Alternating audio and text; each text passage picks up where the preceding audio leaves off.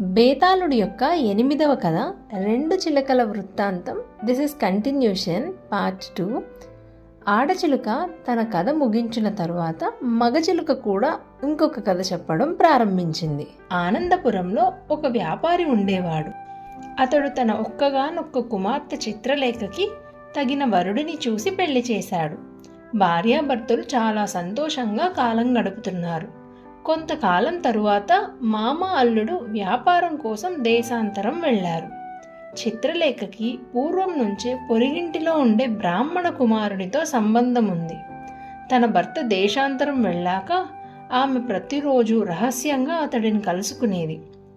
కొంతకాలం తరువాత తన భర్త తండ్రి తిరిగి వచ్చారు. ఆ రాత్రి చిత్రలేఖ భర్త నిద్రపోయాక తన ప్రియుడిని కలుసుకోవడానికి వెళ్ళింది.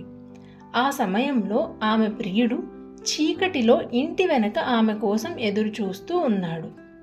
అప్పుడే ఒక దొంగను తరుముతూ వచ్చిన రాజభటులు వాడి మీద విసిరిన కత్తి పొరపాటున ప్రియుడికి గుచ్చుకుంది. దొంగను తరుముతూ భటులు వెళ్ళిపోయారు. అప్పుడే అక్కడికి వచ్చిన చంద్రలేఖ ఆ చీకటిలో ప్రియుడు పరిస్థితిని గమనించక కౌగిలించుకుంది. అతడు బాధతో విలవలిలాడుతూ తన నోటికందిన ఆమె ముక్కు కొరికాడు. ముక్కు తెగి అతడి నోట్లో ఇరుక్కుపోగా అతడు అక్కడే పడి చనిపోయాడు. చంద్రలేఖ వెంటనే తన ఇంటికి వెళ్ళిపోయింది. తెల్లవారితే తన గతి అధోగతి అని భావించిన ఆమె పెద్దగా ఏడుస్తూ అయ్యయ్యో నా భర్త నా ముక్కు కోసివేశాడు అంటూ గోల మొదలుపెట్టింది. ఆ గోలకి భర్త లేచాడు. ఆమె తల్లిదండ్రులు లేచారు. ఇరుగు పొరుగు వారు లేచి వచ్చి ఆమె మాటలు నమ్మి రాజుకు ఫిర్యాదు చేశారు. భర్త తనకే పాపం తెలియదు అన్నాడు. రాజుగారు విచారించగా అసలు విషయం తెలిసింది. ప్రియుడి శవంతో పాటు అతడి నోట్లో ముక్కు కూడా కనిపించింది. రాజు ఆమెను గట్టిగా అడిగేసరికి చిత్రలేఖ ఆమె తప్పు ఒప్పుకుంది. మగచిలక కథ ముగించి చూసారా ప్రభు, ఆడవారెంతటి నయవంచకులో, అందుకే ఆడవారిని నమ్మరాదు అని చెప్పింది.